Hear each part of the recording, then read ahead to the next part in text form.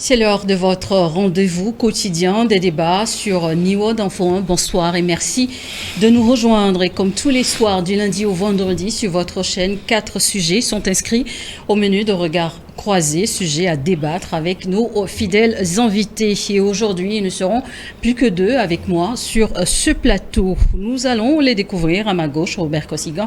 À côté, bonsoir et bienvenue. Bonsoir Charlotte, bonsoir Tommy.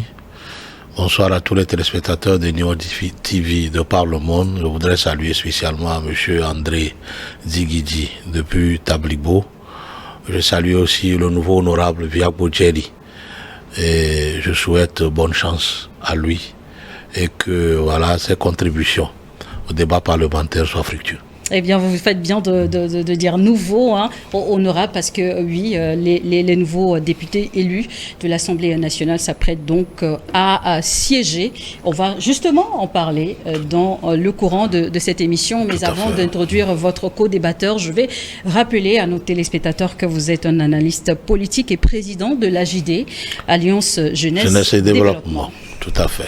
Et donc, face à vous, Emmanuel Vivien Tommy, aussi en fidèle invité de ce plateau. Merci de nous rejoindre également aujourd'hui. Bonsoir à toi, Charlotte. Bonsoir aux téléspectatrices et téléspectateurs de par le monde. Je salue particulièrement ceux qui nous regardent depuis N'Djamena au Tchad, Dakar, c'est au Sénégal, et au niveau de Djibouti. Et vous avez cité tous les pays, sauf ceux inscrits sur notre fiche aujourd'hui. Mais bien, c'est la bonsoir aussi à monsieur le pasteur Edo. Comment oui. N'oublions pas, nous sommes avec lui. Hein. Pasteur Edo qui pourrait, il nous manque déjà sur le plateau. Mais il pourrait éventuellement nous rejoindre.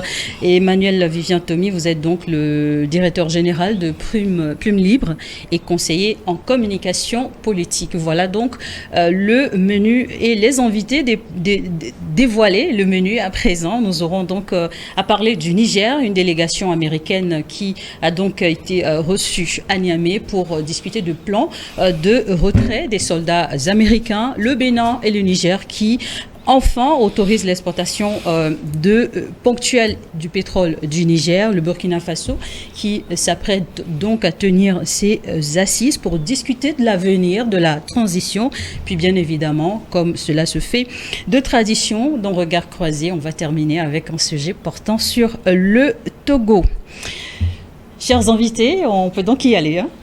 Et tout de suite avec le Niger, une délégation américaine à Niamey pour présenter un plan de retrait des soldats américains. Pour rappel, ce projet de retrait vise donc un départ en ordre et en sécurité des forces américaines suite à la dénonciation en mars dernier de l'accord de coopération militaire en vigueur entre les deux pays, je veux bien dire le Niger et les États-Unis. Je vais commencer avec vous, Robert Kossigan à côté, et ce sera donc la fin de la coopération militaire entre les deux pays. Oui, tel que l'a souhaité le Niger il y a un peu longtemps, je pense dans quelques semaines, le Niger a décidé de ne plus à dénoncer d'abord les accords militaires qui lient alors le pays sahélien Niger aux États-Unis, du fait que voilà, malgré leur présence, ils n'ont pas, l'armée américaine n'a pas d'influence sur les terroristes qui ne cessent de porter atteinte à la sécurité du Niger, vu que leur position avancée, qui est pratiquement à la frontière de l'Algérie et de la Libye, si nous voyons un peu la force la force de feu de l'armée américaine et toute l'expérience qu'ils ont en matière de lutte contre le terrorisme, les soldats nigériens ne voient pas pourquoi ils peuvent, l'armée peut être là-bas et que voilà, le Niger fera toujours l'objet d'attaques intempestives terroristes, et donc ils ont souhaité de demander qu'ils partent, que l'armée parte et que voilà, ils prennent leurs responsabilités, et pour ne pas laisser un vide que peut potentiellement occuper les djihadistes ou toute autre force ennemie. les autorités nigériennes ont déjà sollicité l'aide de la Russie, qui alors est déjà sur le terrain. Et je pense aussi que c'est l'une des pommes de discorde entre les États-Unis et le Niger, parce que voilà, quand les autorités nigériennes peinaient à acheter les matériels de guerre, les matériels militaires avec l'Occident, ils se sont adressés à la Russie, qui ne s'est pas fait prier pour leur livrer des armes sophistiquées, tout le matériel de défense qu'il fallait. Et donc les États-Unis ne voyaient pas de bon œil qu'au-delà des livraisons, de la vente d'armes, voilà, que les Russes puissent alors élire quartier alors sur le territoire nigérien. Donc c'est la guerre de l'Ukraine qui s'est un peu déplacée au Niger, et donc les autorités nigériennes voulant vaille que vaille alors voir partir l'armée américaine, leur ont demandé alors de libérer les lieux. Maintenant, quand nous voyons un peu la logistique et le personnel militaire qui est là, ça ne peut pas se faire en un seul jour. Il faudrait que les experts militaires des deux pays s'asseyent pour établir un calendrier. Justement, c'est pour ça qu'on parle d'un plan de retrait. Tout à fait. Parce qu'il y a aussi des délais, des étapes et aussi peut-être aussi des conditions de retrait à discuter. Je vais passer la parole à monsieur Vivien Tomi. Parmi tant d'autres, des raisons, comme le citait tout à l'heure Robert Akuete, sur les raisons de la rupture de cet accord entre les États-Unis et Niamey. Il y a aussi, on se rappelle, en mars dernier, après la visite d'une autorité américaine à Niamey, qui donc mettait en garde Niamey, qui s'apprêtait à vendre de l'uranium aussi à l'Iran. Et ça fait partie aussi des points de désaccord. Est-ce que décider de rompre cet accord, Niamey serait peut-être ou sinon va loin? Vous savez que tous les pays sont souverains. Et aujourd'hui, on est très loin de ce concept des États-Unis d'Amérique, gendarmes du monde, des États-Unis d'Amérique qui contrôlent tout et qui veulent imposer quand même certaines décisions aux États. Et donc, les pays ayant des juntes au pouvoir ont décidé de se libérer effectivement du joug de certaines puissances. Ça a commencé avec la France et des alliés européens. Et maintenant, c'est le tour des États-Unis. Tout ce qu'on ne peut pas comprendre, c'est qu'au même moment qu'on est en train de faire partir les États-Unis, on est en train d'étaler le lit pour la Russie. C'est ce qu'on ne peut pas comprendre, parce que si vous savez qu'un État souverain, vous avez la possibilité de vous défendre, vous n'avez plus besoin de l'aide de qui que ce soit, vous vous débarrassez de tout ce qu'on appelle aide venant de l'extérieur, y compris de la Russie. Maintenant, ce qui fâche effectivement la diplomatie nigérienne, c'est que les États-Unis ont l'habitude de critiquer, et des fois, nez à nez, ils disent ce qu'ils pensent des situations, notamment sur la question du respect de la démocratie et des droits de l'homme. Et donc, les États-Unis avaient critiqué justement le Niger sur ses relations avec l'Iran. Et vous savez que les États-Unis défendaient même la vente de l'uranium du Niger à Téhéran. Alors, la junte au pouvoir dit, mais écoutez, vous ne venez pas nous critiquer chez nous, vous ne nous dites pas la loi, vous ne nous dites pas avec qui nous devons entretenir des relations commerciales, économiques, des relations diplomatiques et politiques.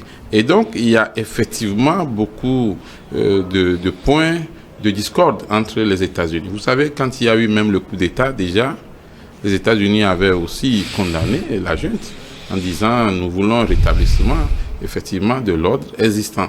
Et c'est vrai que par la suite, ils ont essayé de changer un peu de discours en envoyant un ambassadeur en remplacement de l'ancien, ainsi de suite, mais ça ne suffit pas pour assurer le Premier ministre du Niger, l'actuel Premier ministre, et la junte au pouvoir.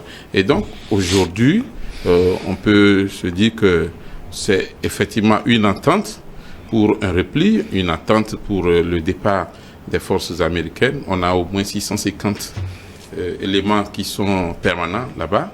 au Niger. Et il faut ajouter aussi les quelques soldats contractuels à qui on fait appel quand on en a besoin. Mais est-ce que les Américains vont quitter l'Afrique en partant du Niger? Ce n'est pas très sûr. Ce qui se fait, c'est que les États-Unis vont peut-être déployer cette force-là du Niger ailleurs, sur le continent, parce qu'ils ont besoin de surveiller un peu l'état de la sécurité de la région. Du Sahel. Du Sahel. Le Sahel, où on sait qu'au Niger, dans le nord du pays, à Agadez, les États-Unis disposent notamment d'une base de drones très importante. Une base de drones non négligeable, parce que vous savez que le Niger a des frontières avec beaucoup de pays qui sont en insécurité, et les États-Unis profitent effectivement de leur base pour surveiller un peu la zone, pour savoir quelles sont les activités que les djihadistes mènent, ainsi de suite. Bon, la question qu'on pourrait se poser, pourquoi toute cette puissance à qui on demande aujourd'hui de partir, malgré les informations qu'elles ont, n'arrive pas à nous aider pour qu'on puisse venir à bout du terrorisme? Ça reste une question sans réponse. Jusqu'à ce qu'on nous demande de partir, on ne sait pas trop pourquoi on n'arrive pas d'une façon efficace à lutter contre les terroristes. On a vu des Américains tués dans des tentatives de réponse aux agressions des terroristes, mais on ne sent pas, malgré la force qu'on a, la puissance qu'on a, on ne sent pas une réelle implication dans cette lutte-là. Est-ce qu'ils avaient peut-être pour mandat, est-ce que ces forces étrangères, la France et les États-Unis, parce que finalement, quand les pays d'accueil font le bilan, les reports sont les mêmes, malgré leur présence depuis plusieurs années, justement, il n'y a pas beaucoup d'avancées dans la lutte contre le terrorisme, mais en même temps, est-ce qu'ils avaient pour mandat d'agir directement sur le terrain? En principe, leur mandat qui les envoie en Afrique et dans les différents pays sahéliens, c'est d'aller lutter contre le terrorisme. Mais force est de constater qu'une fois que ces armées viennent alors s'installer, elles deviennent comme des observateurs finalement.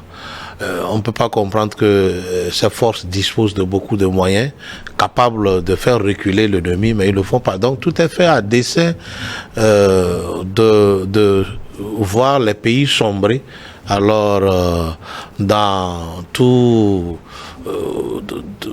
dans cette je ne sais pas, sauvagerie du terrorisme sans qu'ils ne disent rien. Et là, ce qui fait même plus mal à ces pays, c'est parce que ces armées sont là pour alors je sais pas, faire des injonctions sur les affaires des droits de l'homme. Or, elles sont là pour aider les populations ou les militaires à lutter contre le terrorisme. Et là, elles sont là, elles ne font rien, et après, elles critiquent les forces,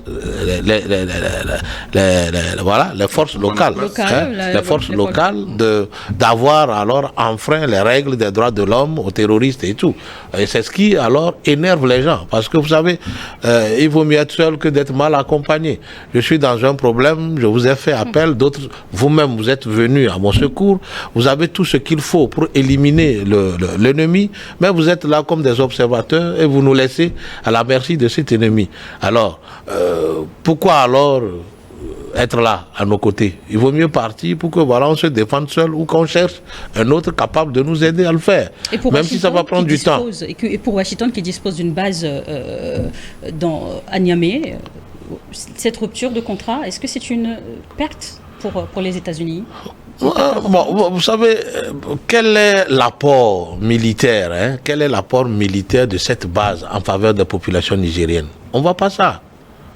Il ne suffit pas de venir rester dans un pays pour dire ok, nous sommes venus lutter contre le terrorisme et vous êtes là à votre barbe, à vos nez, il y a les terroristes qui viennent alors décimer les vies, enfreindre la liberté de circuler des populations et tout, et vous êtes là pour parler que droits de l'homme, ou parfois même alors décrier la gestion alors sur la politique des droits humains de ces pays-là, or que voilà, on ne parle jamais de tout ce que font les terroristes de mauvais contre alors les populations de ces pays-là. Ça fait mal.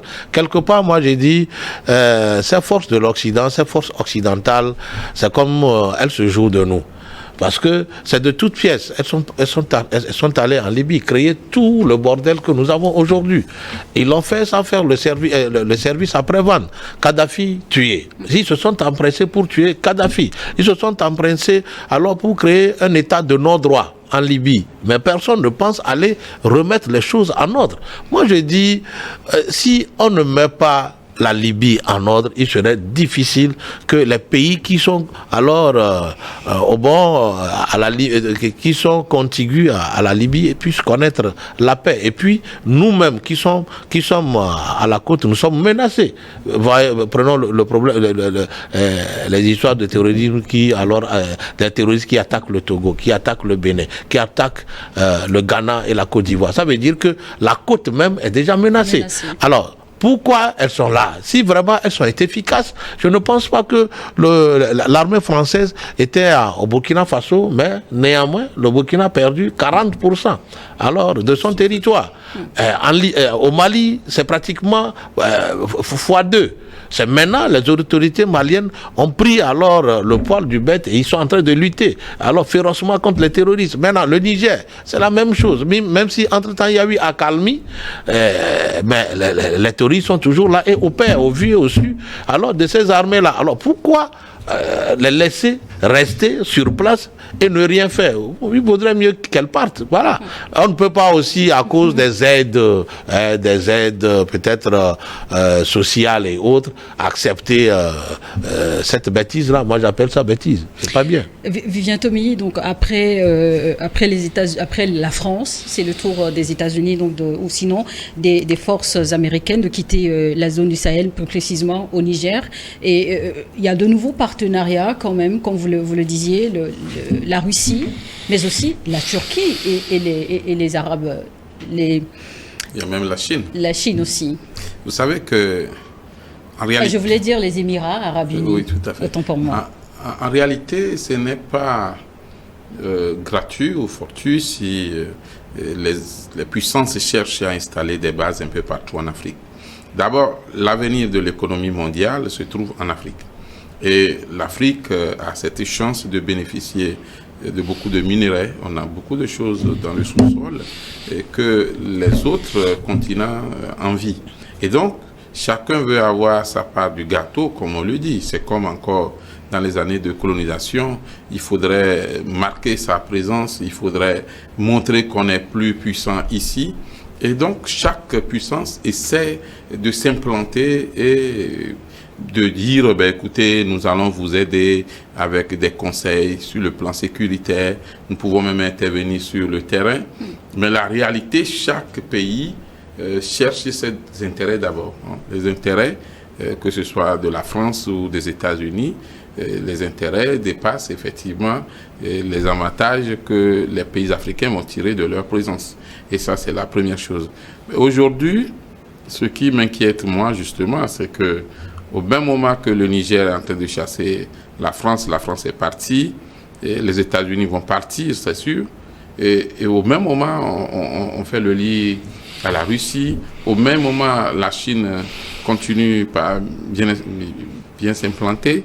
C'est vrai que la Chine dit, nous, on ne s'occupe pas des questions de droits de l'homme ou de liberté. Nous, c'est les affaires économiques. C'est aussi la diversification des partenariats. Oui, le développement. Maintenant, quand vous chassez Franck et vous reprenez Hubert, je me dis à quoi vous jouez. Soit vous êtes suffisant, vous êtes fort, vous êtes autonome, vous êtes souverain, et puis vous vous assumez. Je pense que aujourd'hui, les pays africains ont plus besoin de l'apport technique, l'expertise des puissances que la présence des forces étrangères, parce que ça commence toujours par une sorte d'accord sécuritaire, militaire, mais ça finit par le pillage, et ça finit par effectivement l'exploitation. On a vu même des forces qui ont violé de petites filles dans certains pays africains. Et donc aujourd'hui, il ne faudra plus signer les accords de partenariat les yeux fermés, mais il faudra voir clair dedans. Je suis d'accord que les accords qui datent des années des indépendances sont à revoir, mais en même temps, il ne faut pas chasser le voleur pour chercher ou faire venir le sorcier, parce qu'on ne sait jamais on avait confiance en la France et on a vu ce que ça a donné. Les États-Unis ont dit, écoutez, les sauveurs du monde, et aujourd'hui, on leur dit de partir bonnement. Et bon, les Russes, on ne sait pas comment ça va se passer, parce que n'oublions pas que la guerre inutile de l'Ukraine et de la Russie pouvait effectivement être évitée s'il y avait une bonne volonté de la part des chefs d'État, surtout du chef de l'État de la Russie. Parce que si Vladimir Poutine veut aujourd'hui mettre fin à la guerre, il peut le faire. Mais il ne va pas le faire. Et là même, il s'apprête à aller en Chine pour renégocier effectivement la coopération dans le sens de la guerre. Il faut toujours négocier. Lamine Zeine, le Premier ministre nigérien, a déclaré ce ne sont que les accords militaires qui ont été suspendus avec les États-Unis. Son pays, en tout cas le Niger, se dit prêt à poursuivre les relations économiques et diplomatiques tout de même avec la grande puissance. C'est là où c'est ridicule parce que au même moment... En clair, tout n'est pas si mauvais. Hein. Non, vous savez, le Niger a fait le choix de diversifier ses accords militaires. Ça, c'est d'un. Et puis, il a fait une ouverture sur beaucoup de partenariats. Alors, si sur le plan militaire, les USA ne font pas l'affaire et que sur le plan économique et diplomatique, les USA peuvent être utiles au Niger, moi, je ne vois pas ça d'un mauvais œil. Parce que voilà, c'est ça même la diversification de partenariat. Maintenant, si X ne répond pas à tel besoin et qu'il peut répondre à tel besoin, je le prends. Il n'y a pas de souci. Donc maintenant, de l'autre côté, avec vos soldats et vos armes, de l'autre côté, n'oublions pas que les institutions de Bretton Woods ont fait en sorte que nos pays n'avaient pas alors cette liberté de payer suffisamment, d'investir suffisamment alors dans les matériels de défense et de guerre. Alors, ils étaient limités, ils n'avaient pas les mains libres. C'est maintenant nos pays, alors les différents pays, surtout les pays du Sahel, alors ont commencé par alors acheter les militaires, les matériels militaires qu'il faut, alors sont en train d'acquérir les expertises militaires pour pouvoir faire face aux défis qui leur est imposé. Les États africains doivent commencer par revoir ou réévaluer les budgets. Mais oui, voilà, c'est maintenant ils sont en train de réévaluer, alors parfois même dans les pays du Sahel, ils sont en train de surévaluer alors leur budget sur l'acquisition des armes. Parce que vous savez, vous ne pouvez pas faire la guerre contre quelqu'un qui a plus d'armes que vous, qui a plus de munitions, qui a plus de renseignements que vous. Voilà, c'est là l'histoire. Quand vous prenez avant ce défi de terrorisme, nos budgets, c'est qu'une petite partie de l'argent de l'État qui est alloué à la défense. C'est maintenant les gens ont pris des dispositions pour mettre suffisamment de l'argent alors à la disposition de la défense de nos différents pays pour qu'on puisse faire cette lutte-là. Merci Robert Akwete. On va là marquer la première pause dans Regard croisé de jour et on se retrouve dans quelques instants pour la suite.